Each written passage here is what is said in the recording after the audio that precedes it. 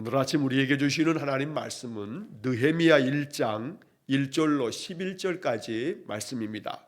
느헤미야 1장 1절로 11절까지 말씀을 봉독하겠습니다.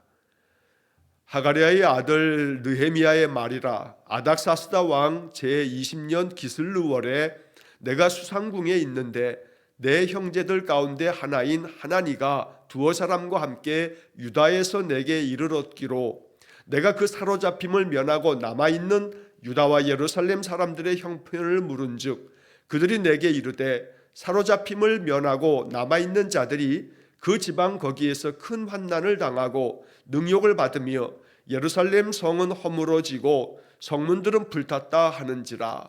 내가 이 말을 듣고 앉아서 울고 수일 동안 슬퍼하며 하늘의 하나님 앞에 금식하며 기도하여 이르되 하늘의 하나님 여호와 크고 두려우신 하나님이여 주를 사랑하고 주의 계명을 지키는 자에게 언약을 지키시며 국류를 베푸시는 주여 간구하나이다. 이제 종이 주의 종들인 이스라엘 자손을 위하여 주야로 기도하오며 우리 이스라엘 자손이 주께 범죄한 죄들을 자복하오니 주는 귀를 기울이시며 눈을 여시사 종의 기도를 들으시옵소서. 나와 내 아버지의 집이 범죄하여 주를 향하여 크게 악을 행하여 주께서 주의 종 모세에게 명령하신 계명과 율례와 규례를 지키지 아니하였나이다. 옛적에 주께서 주의 종 모세에게 명령하여 이르시되 만일 너희가 범죄하면 내가 너희를 여러 나라 가운데 흩을 것이요 만일 내게로 돌아와 내 계명을 지켜 행하면 너희 쫓긴 자가 하늘 끝에 있을지라도 내가 거기서부터 그들을 모아 내 이름을 두려고 택한 곳에 돌아오게 하리라 하신 말씀을 이제 청하건대 기억하옵소서. 이들은 주께서 일찍이 큰 권능과 강한 손으로 구속하신 주의 종들이요 주의 백성이니이다. 주여 구하오니 귀를 기울이사 종의 기도와 주의 이름을 경외하기를 기뻐하는 종들의 기도를 들으시고 오늘 종이 형통하여 이 사람 앞에서 은혜를 입게 하옵소서 하였나니 그때에 내가 왕의 술관원이 되었느니라. 아멘.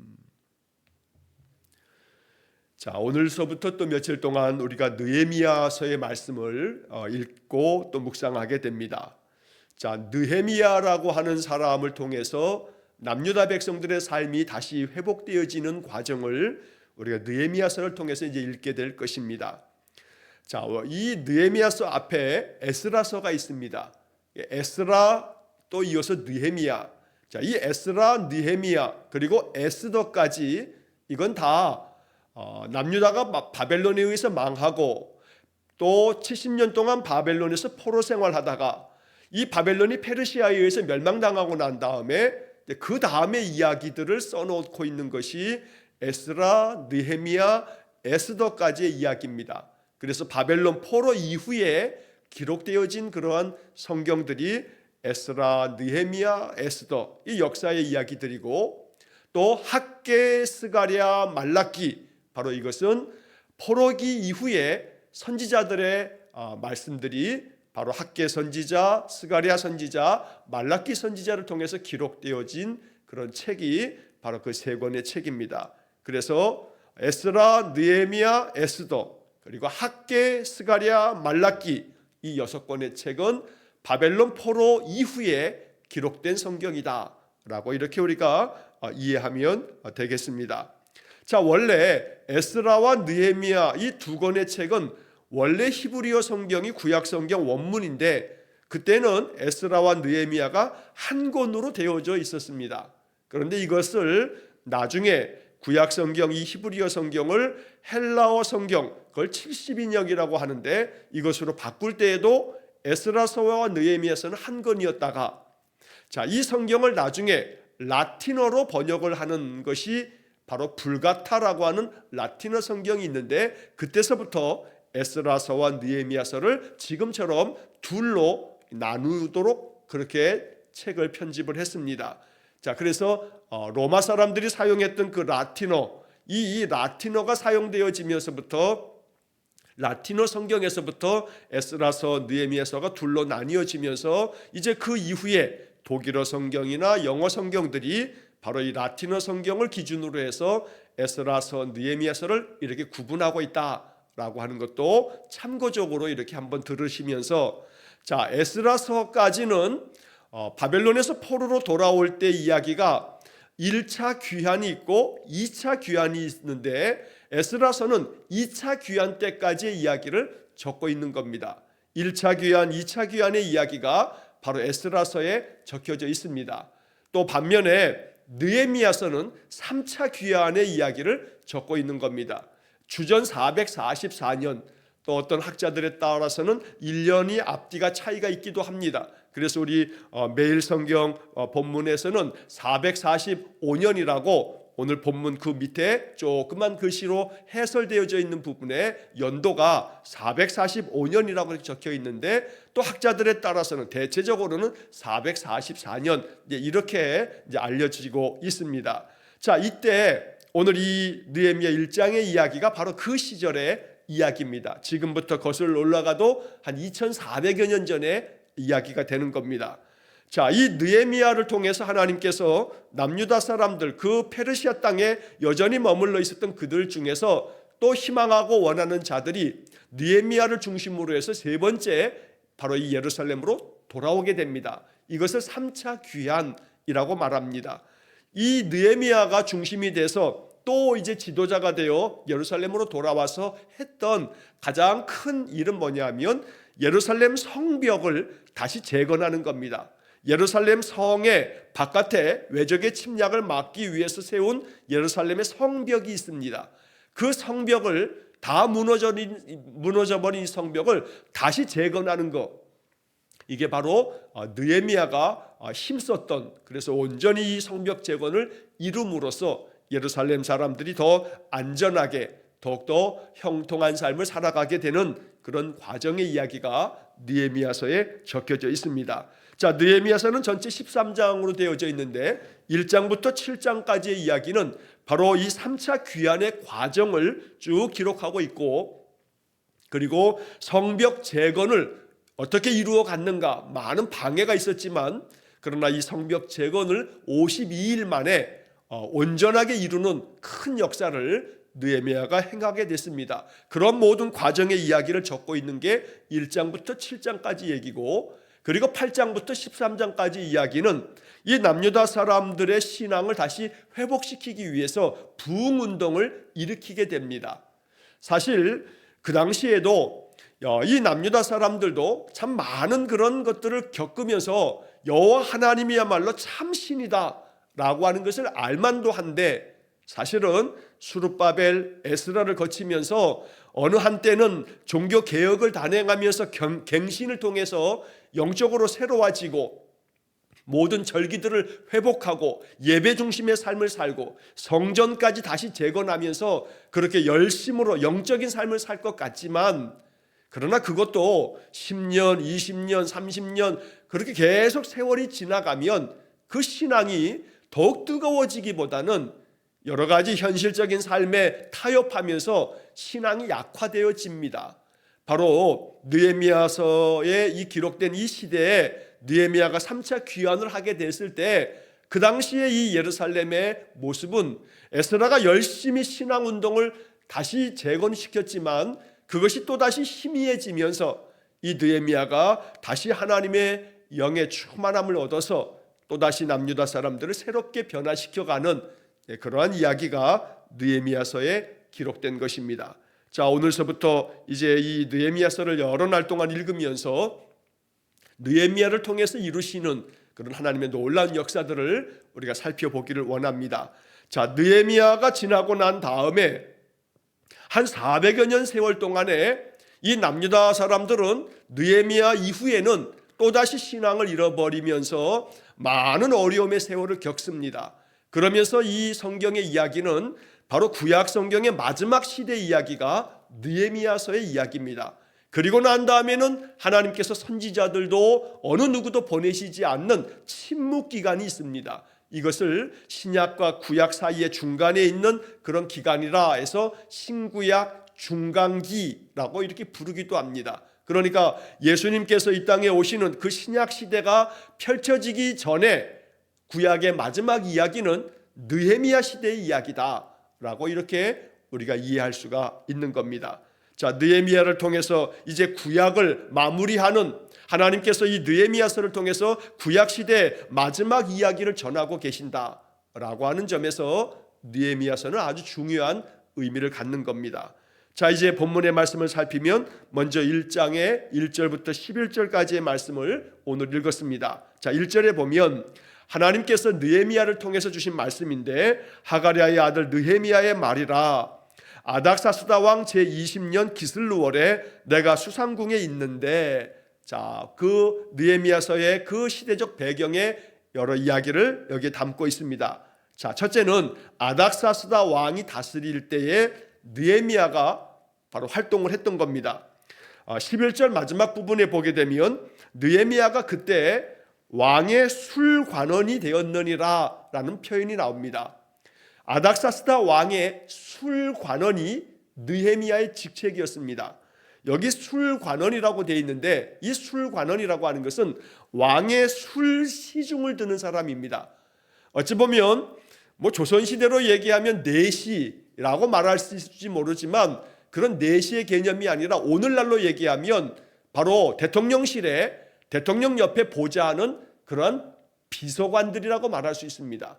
그래서 그 고대 세계의 왕들은 많은 그런 이유로 인해서 그 최측근의 사람들이 대단히 중요합니다. 왜냐하면 가장 가까이에 있는 사람에 의해서 암살당하기도 하고, 또 예를 들자면 조선시대 왕들도 음식을 이렇게 먹기 전에는 먼저 그 옆에 있는 그 신하들이, 그 나인들이 바로 음식에 독은 들어있지 않는가라고 해서 음식을 먼저 이렇게 기미를 하는 그런 일들이 있는 것처럼, 독살의 위험이 고대 왕들에게는 언제나 있었기 때문에 가장 가까이에서 술 시중을 들거나 음식 시중을 드는 그런 관원들은 왕이 정말로 신뢰하는 사람, 왕이 정말로 믿을 만한 그런 사람들을 옆에 두는 겁니다. 그래서 왕술관원이라고 하는 것은 왕의 최측근의 비서관이다라고 이렇게 우리가 이해할 수가 있습니다.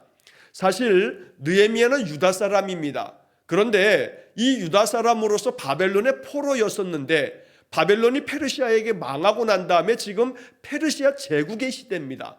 그런데 그 페르시아의 이 아닥사스다 왕이 바로 페르시아 사람도 아니고 바벨론 사람도 아닌 바벨론의 포로로 잡혀왔던 느헤미야를 왕의 술관원으로, 그 높은 직책, 어떤 점에서 왕이 정말로 신뢰할 만한 그런 사람으로 느헤미야를 세웠다는 것은 굉장히 의미하는 바가 큽니다.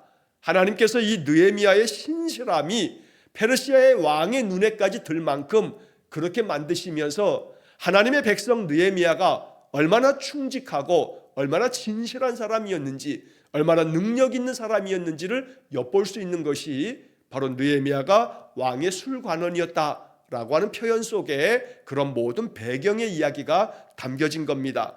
자, 아닥사스다 왕 제20년, 바로 주전 444년경쯤에 바로 기슬루월, 이 기슬루월이라고 하는 것은 바벨론 사람들이 달력에 그 각 달마다 붙여놓은 이름들 중에 하나입니다. 요즘으로 얘기하면 이 기슬루월이 지금쯤 됩니다. 태양력으로 따지면 지금 우리가 사용하는 이 태양력을 기준으로 하면 11월 중순에서 12월 중순까지 요 한 달 동안을 기슬루월이라고 이렇게 불렀던 겁니다. 자, 그런데 이 느헤미야가 지금 어디 있냐면 바로 그 기슬루월 11월 중순에서 12월 중순, 지금 우리가 이렇게 추운 날씨를 겪듯이 유럽 땅도 지금 굉장히 춥습니다. 그러니까 이 11월, 12월 요 어간에는 바로 이 페르시아 땅도, 중동 땅도 사실은 겨울과 다름이 없습니다. 그래서 지금 느헤미야가 수상궁에 있는데 라고 말하는데, 이 수상궁이라고 하는 것은 왕의 겨울 별장이 있는, 왕의 겨울 궁전이 바로 이 수산이라고 하는 도시에 세워져 있었던 겁니다. 자, 그래서 이 아닥사스다 왕이 바로 11월, 12월, 1월 이 추운 겨울이 되게 되면, 그러면 그 남쪽에 있는 바로 페르시아 망 근처에 있는 수산이라고 하는 곳에 세웠던 이 겨울 궁전에 가서 거기서 일을 보았던 겁니다. 그래서 왕이 이 수산궁에 있기 때문에 왕의 술관원으로서 느헤미야도 이 수산궁에 내려와서 왕을 보자 하는 그러한 시대적인 상황, 그 배경을 지금 이야기하고 있는 것이 1절의 말씀입니다. 자, 그런데 이제 2절 말씀에 보면 내 형제 가운데 하나인 하나니가 두어 사람과 함께 유다에서 내게 이르렀기로 내가 그 사로잡힘을 면하고 남아있는 유다와 예루살렘 사람들의 형편을 물은즉. 자, 여기서 하나니라고 하는 사람의 이름이 나오는데 내 형제들 가운데 하나인 하나니, 어떤 성경학자들은 이 하나니라고 하는 사람이 여기 지금 형제라고 말한 것처럼 바로 느헤미야의 동생이라, 친동생이라 이렇게 말하는 성경학자들의 해석도 있습니다. 7장 2절에 보게 되면 느헤미야 7장 나중에 볼 텐데 7장 2절에 보면 내 아우 하나니라고 하는 이름도 또 한 번 나옵니다. 그래서 느헤미야의 동생 하나니라고 이렇게 우리가 이해를 하게 되는데, 이 하나니는 사실은 에스라가 2차 귀환을 할 때 백성들과 함께 예루살렘으로 먼저 갔던 적이 있었습니다. 그런데 그 하나니가 2차 귀환을 통해서 에스라와 함께 예루살렘에서 이렇게 한 10수년 동안 머물러 있다가 바로 이 느헤미야가 왕의 술관원이 되어 있다 하는 이야기를 듣고 이 예루살렘의 형편을 바로 자기의 형인 느헤미야에게 가서 전해줘야겠다 하는 마음으로 이 예루살렘에서 다시 페르시아 땅까지 찾아왔던 겁니다. 그리고 그 페르시아 땅에서도 저 남쪽에 있는 수산궁까지 자기 형을 찾아오게 됩니다. 왜냐하면 이 예루살렘의 지금 삶의 형편이 어떠하다라고 하는 것을 바로 왕의 술관원위에 높은 관직에 있는 형에게 이걸 좀 알려줘야겠다 하는 그런 어찌 보면 일종의 사명감을 가지고 형을 찾아오게 됐던 겁니다. 자, 그래서 형제가 만나게 되고 이제 느헤미야가 자기 동생 하나니에게 그래 너는 어떠냐, 예루살렘에 먼저 돌아갔는데 거기 사람들의 삶의 형편은 좀 어떠니? 라고 이렇게 물어봤던 겁니다. 그래서 사로잡힘을 면하고 남아있는 유다와 예루살렘 사람들의 형편을 물은즉, 바로 이 얘기는 바벨론 땅에 사로잡혔다가 거기서 이제 면함을 받고 예루살렘으로 돌아갔던 그 사람들이 예루살렘에서 어떻게 살고 있는지 그 형편을 물어본 겁니다. 자, 이제 그 동생 하나니가 그 모든 상황들을 얘기해 주는데 3절 말씀에 보면 그들이 내게 이르되 사로잡힘을 면하고 남아있는 자들이 그 지방 거기에서 큰 환난을 당하고 능욕을 받으며 예루살렘 성은 허물어지고 성문들은 불탔다 하는지라. 자, 동생 하나니가 두어 사람과 함께 이제 형을 찾아와서 여러 가지 이야기를 들려줍니다. 예루살렘이 아직도 온전하게 다 회복되지 않았습니다. 많은 환란이 아직도 있습니다. 예루살렘에 이미 스룹바벨과 에스라가 1차 귀환, 2차 귀환에 가서 많은 것들을 회복시키면서 살아가고 있지만 여전히 어려움이 참 많습니다. 주변에 또 오랫동안 가나안 땅에 있었던 여러 족속들이 얼마나 이 유다 사람들을 괴롭히고 있는지 모릅니다. 그래서 이방 잡족들로 인해서 능욕을 당하기도 하고 예루살렘 성벽은 아직도 무너진 채 그 옛날 바벨론에 의해서 다 불탔던 그 모습 그대로인 겁니다. 아직도 그 모습 그대로입니다. 사람들의 삶은 너무나 각박하고 너무나 힘이 듭니다 하는 그런 이야기를 자기 형에게 다 들려줍니다. 자, 이 이야기를 듣고 느헤미야가 너무나 마음이 아팠습니다. 여전히 아직도 스룹바벨이 1차 귀환을 한 때로부터 지금 이 느헤미야 시대 이때까지 거의 한 80년, 90년의 세월이 지났음에도 불구하고 아직도 이 남유다가 온전하게 회복되지 못했다 하는 얘기를 듣고 정말로 많은 슬픔 중에 하나님 앞에서 금식하며 기도하였다고 4절에 말씀한 겁니다. 여러분 생각해 보면 70여 년 전에, 75년 전에 바로 우리 한국 땅에서도 전쟁이 벌어졌습니다. 자, 6.25 동란이 있고 난 다음에 75년이 지났습니다. 만약에 이렇게 한국 전쟁이 벌어지고 난 다음에 75년의 세월이 지났음에도 불구하고 여전히 만약 우리나라가 그 전쟁의 폐허더미에서 재건되지 못하고 여전히 전쟁의 참상이 무너져 내린 그러한 어떤 도시들이 여전히 있다고 한다면, 그 70년, 80년에 가까운 세월 동안에 그 삶이 제대로 회복되지 못했다면 얼마나 그 아픔과 괴로움이 많겠습니까? 우리가 한강의 기적이라고 말하지만 정말로 이 대한민국이 전쟁 75년 만에 이렇게 세계 경제적으로 10대 강국이 된다라고 말할 만큼 이런 번영을 누리게 되는 것은 정말 세계 역사 가운데 기적 중의 기적이라고 말할 수밖에 없습니다. 자, 남유다 사람들의 상황은 바로 이렇게 1차 귀환 때 수룹바벨서부터 3차 귀환이 이루어지는 느헤미야 시대까지 거의 80년, 90년이 넘는 세월이 지났습니다. 그러나 아직도 여전히 바로 느헤미야의 동생 하나니가 전해준 얘기에 의하면 예루살렘의 성벽들은 아직도 허물어진 채로 있고, 또 그 불탄 자리들은 여전히 불탄 채로 다시 재건되지 못하고 그대로인 그런 곳이 많습니다 하는 얘기를 듣고 느헤미야는 너무나 마음이 괴로웠습니다. 그래서 4절의 표현에 내가 이 말을 듣고 앉아서 울고 수일 동안 슬퍼하며 하늘의 하나님 앞에 금식하며 기도하여 이르되, 이게 느헤미야의 마음입니다. 자기 민족을 바라보면서 갖는 느헤미야의 마음. 그래서 이 느헤미야는 정말 성경에 많은 그런 신앙의 위인들 중에서도 자기 민족에 대한 애끓는 마음을 가지고 있는 그런 뜨거운 심장을 가진 그런 애국자 중에 하나가 바로 느헤미야입니다. 민족의 아픔을 듣고 눈물을 흘리면서 하나님 앞에 금식하며 기도했던 느헤미야. 느헤미야서를 통해서 우리는 느헤미야가 많은 장면에서 기도하는 장면들을 여러 차례 보게 될 겁니다. 느헤미야는 어떤 점에서 기도의 사람이었습니다. 정말로 하나님 앞에 어떤 일이 있을 때마다 특별히 나라와 민족을 위해서 뜨거운 눈물로 기도했던 사람이 바로 느헤미야였던 겁니다. 자, 이 느헤미야의 기도가 이제 5절 이하서부터 쭉 기록이 됩니다. 하늘의 하나님 여호와, 크고 두려우신 하나님이여, 주를 사랑하고 주의 계명을 지키는 자에게 언약을 지키시며 긍휼을 베푸시는 주여, 간구하나이다. 내가 하나님 앞에 기도합니다 라고 얘기하면서 앞에 여러 가지 부연 설명이 붙어 있습니다. 하나님을 부르면서 하늘의 하나님 여호와, 이 하늘의 하나님이라는 것은 세상 모든 만물을 다스리는 바로 하나님이시라는 것을 하늘의 하나님 이렇게 표현하면서, 하나님은 크시고 두려우신 하나님이십니다. 모든 만물을 다스리시고 심판하시는 분이시기 때문에 하나님은 크신 분이요 두려우신 하나님이신데, 그 하나님은 주를 사랑하고 주의 계명을 지키는 자에게는 언약을 지키시는 하나님이시고 긍휼을 베푸시는 하나님이십니다. 이것은 느헤미야의 신앙 고백이기도 합니다.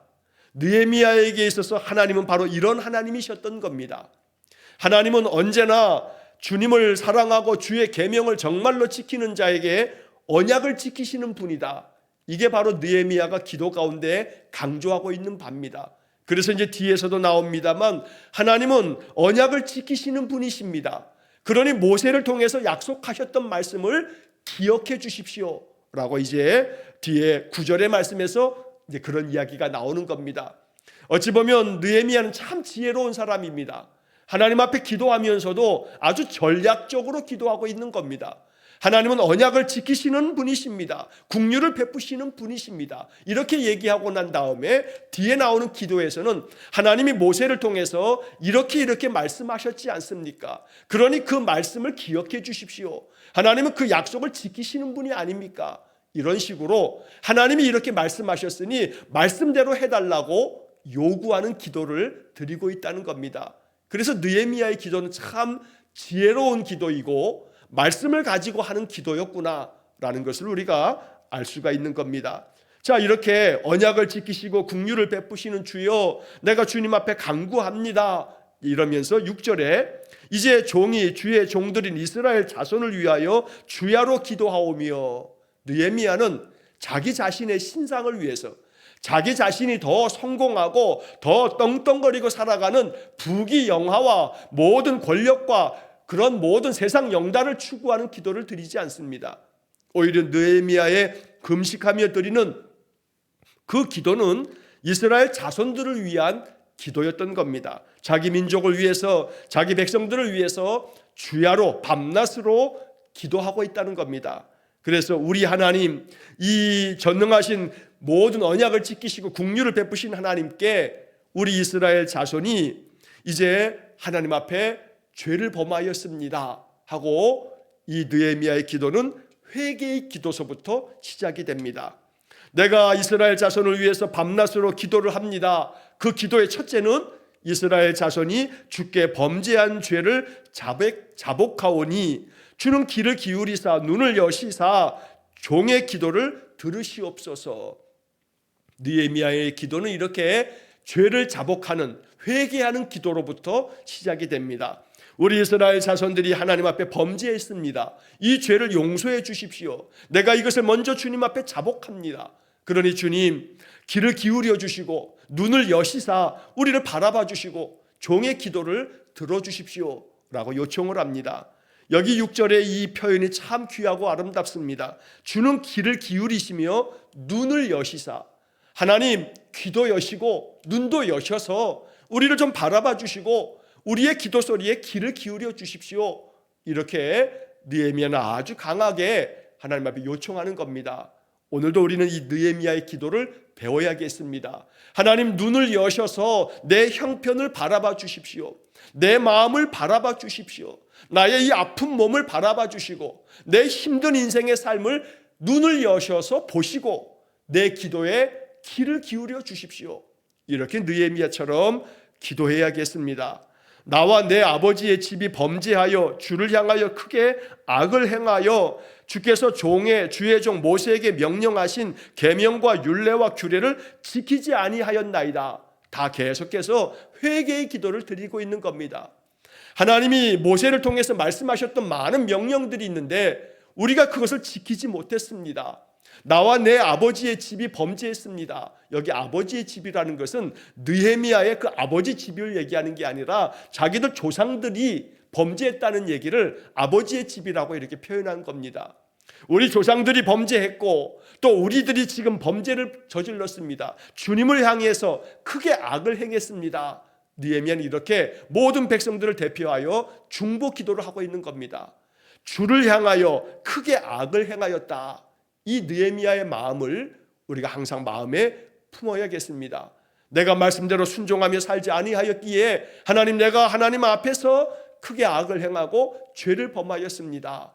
먼저 주님 앞에 이렇게 자복하는 심정일 때 하나님 우리의 기도에 더 귀를 기울이시고 은혜 주실 줄로 믿습니다. 자, 이어서 8절 9절의 말씀에서 이제 이 느헤미야의 기도는 앞서 말씀드린 것처럼 하나님은 언약을 지키시는 분입니다 라고 하는 그런 기도와 함께, 그렇기 때문에 모세에게 명령하여 들려주신 언약이 있지 않습니까? 그러면서 신명기 30장 1절부터 4절에 나오는 말씀을 토대로 느헤미야가 이런 기도를 드리는 겁니다. 옛적에 주께서 주의 종 모세에게 명령하여 이르시되, 바로 신명기 30장 1절부터 4절까지 이야기를 지금 언급한 겁니다. 만일 너희가 범죄하면 내가 너희를 여러 나라 가운데 흩을 것이요, 만일 내게로 돌아와 내 계명을 지켜 행하면 너희 쫓긴 자가 하늘 끝에 있을지라도 내가 거기서부터 그들을 모아 내 이름을 두려고 택한 곳에 돌아오게 하리라. 하나님께서 모세를 통해서 신명기 30장에서 이렇게 말씀하셨습니다.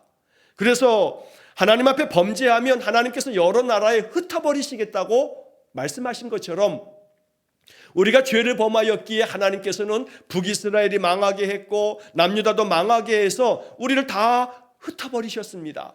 그러나 우리가 주님께로 돌아오면, 다시 주님의 계명을 지키면, 그러면 하나님께서는 우리가 아무리 쫓겨가서 하늘 끝에 있다 할지라도 우리를 돌아오게 만드시겠다고, 하나님께서 하나님의 이름을 두시려고 택한 곳, 바로 성전이 세워지는 예루살렘으로 돌아오게 하시겠다고 신명기 30장에서 하나님 약속하셨습니다.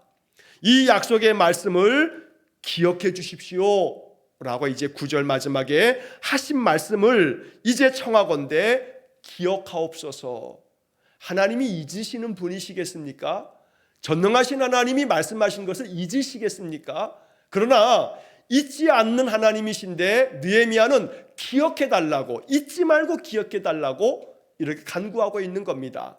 사실은 기억해야 하는 것은 하나님이 아니라 우리 인생들입니다. 계속해서 하나님은 말씀하셔도 하나님의 말씀을 자꾸 잊어버리고 말씀을 망각하고 하나님을 떠나버린 것이 사람입니다. 하나님은 결코 하나님의 말씀을 잊어버리시는 분이 아닙니다. 그러나 느헤미야의 기도는 너무나 간절하였기 때문에 하나님은 언약을 지키시는 분이십니다. 그러니 하나님 모세를 통해서 말씀하셨던 언약처럼 우리가 하나님께로 돌아오고 하나님의 계명을 지켜 행하면 어디에 있든지 간에 돌아오게 하시겠다 하셨으니 하나님 이 약속을 기억해 주십시오 라고 이렇게 요청하는 겁니다. 아마도 하나님은 지금 말씀드린 것처럼 느헤미야에게 그렇게 말씀하셨을 것 같습니다. 그래, 나는 기억하고 있다. 너희들이나 내 명령을 기억하고 변함없이 망각하지 말고 말씀 지키며 살아라. 하나님이 그렇게 말씀하셨을 것 같습니다.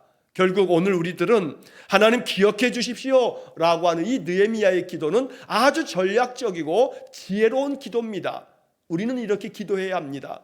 하나님 성경에 이렇게 말씀하셨으니 이 말씀을 기억하사 이 말씀이 내 삶에 이루어지게 해주십시오.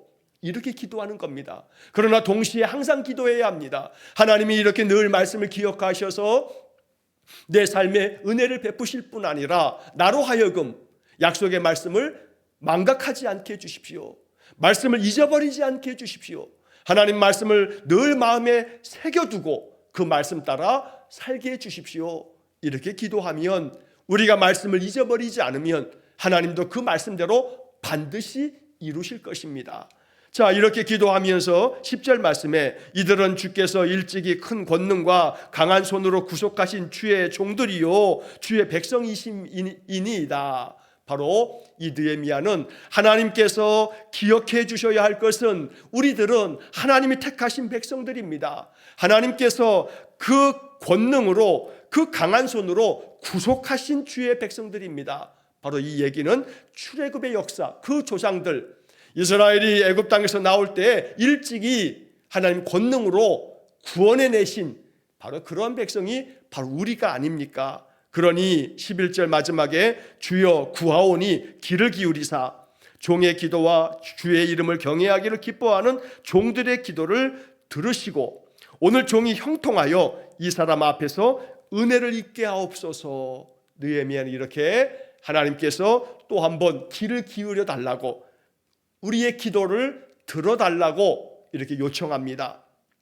그리고 11절 마지막에서 오늘 종이 형통하여 이 사람 앞에서 은혜를 입게 하옵소서. 여기서 말하는 이 사람은 바로 아닥사스다 왕을 말하는 겁니다. 느헤미야는 마음속에 그 고국 땅에 있는 예루살렘 사람들이 너무나 환난을 당하고 여전히 능욕을 받으면서 어려움 중에 있다는 얘기를 듣고 눈물로 기도하면서 자기가 가야겠다 하는 마음을 먹는 겁니다. 내가 다시 고국 땅으로 이제는 가야겠다. 이제는 가서 그 땅을 다시 회복시켜야겠다 하는 그런 열정을 마음에 품었던 겁니다. 기도하면서 느헤미야의 마음속에 들었던 것은 바로 그 마음입니다.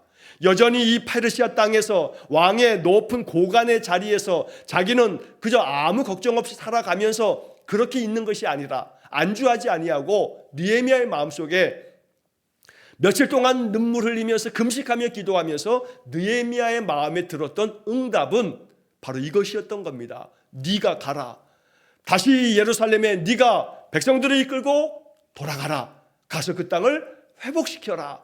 느헤미야는 하나님의 그런 음성을 받았던 겁니다. 그리고 그래서 느헤미야는 이제는 내가 가야 될 때가 되었구나 하는 마음을 가지면서 지금 이렇게 기도하고 있는 겁니다. 오늘 하나님 종이 형통하여 모든 것이 순조롭게 잘 돼서 이 사람 앞에서 은혜를 입게 해주십시오. 왜냐하면 돌아가려고 해도 왕의 신하기 때문에 왕의 제가를 받아야 되고 왕이 허락을 해줘야 하기 때문에 이 사람 바로 아닥사스다 왕에게로부터 내가 은혜를 입어야 왕의 허락을 받고 이제 고국 땅으로 돌아갈 수 있게 될 것이기 때문에 느헤미야는 지금 이렇게 기도하고 있는 겁니다. 그래서 여기 오늘 종이 형통하여 이 사람 앞에서 은혜를 입게 하옵소서라고 하는 이 기도 속에는 느헤미야가 이미 금식 기도하면서 마음속에 응답을 받은 겁니다. 내가 가야 되겠구나. 이번에는 내가 가서 이 땅을 다시금 회복시켜야겠구나 하는 그런 마음이 마음속에서 타오르면서 지금 이런 기도를 드리고 있다는 겁니다. 그리고 이 느헤미야의 기도 그대로 아닥사스다 왕의 허락을 받게 되고, 그리고 왕의 명령을 받아서 느헤미야는 총독의 자격으로 3차 귀환을 이끌면서 예루살렘으로 돌아오게 되는 겁니다. 이제 그 다음 이야기가 이어서 2장 이후로부터 쭉 읽게 될 것입니다. 오늘 우리가 이 느헤미야 1장을 읽으면서 느헤미야 시대의 시대적인 여러 배경의 이야기도 말씀을 드리면서, 느헤미야야말로 기도의 사람이었고, 느헤미야야말로 말씀을 토대로 하나님 앞에 항상 지혜롭게 기도하면서 민족을 위해서 애끓는 마음을 가졌던 그런 사람이었다 하는 것을 보면서 우리들의 마음속에도 느헤미야를 잘 배울 수 있는 그런 은혜가 있기를 간절히 축원합니다. 하나님은 언약을 지키시는 분이며 긍휼을 베푸시는 분이십니다. 그 하나님 앞에 더 가까이 나아가면서 하나님 눈을 여시고 귀를 기울이사 내 기도에 귀 기울여 주십시오. 오늘 이것이 우리의 마음의 기도가 되기를 간절히 축원합니다. 함께 기도하겠습니다. 자비로우신 아버지 하나님, 느헤미야의 마음을 우리에게도 주옵소서. 금식하며 기도할 만큼 나라와 민족을 위해서 뜨거운 마음을 가졌던 느헤미야처럼 오늘 우리 그리스도인들도 한 사람 자기 자신만을 위한 기도에 머물지 않게 하시고 이 나라를 위해서도 마음에 품고 기도할 줄 아는 큰 마음을 가진 사람들 되게 해 주옵소서. 언약을 지키시며 긍휼을 베푸시는 하나님, 여전히 오늘 우리에게도 귀를 기울여 주시고 눈을 여셔서 우리의 삶을 바라봐 주시고 우리에게 필요한 모든 은혜를 형통하게 베풀어 주옵소서. 오늘도 한날의 모든 삶을 주님께 의탁하오며 예수님 이름으로 기도하옵나이다. 아멘. 우리 구주 예수 그리스도의 은혜와 하나님 아버지의 극진하신 사랑과 성령의 교통하심이 날마다 우리에게 은혜 베푸실 하나님을 바라며 하나님 앞에 전심으로 기도하는 삶을 살기를 소원하는 머리 숙인 귀한 성도들 위해와 저들 가정과 온 가족들 위해 영원토록 함께 하시길 축원하옵나이다. 아멘.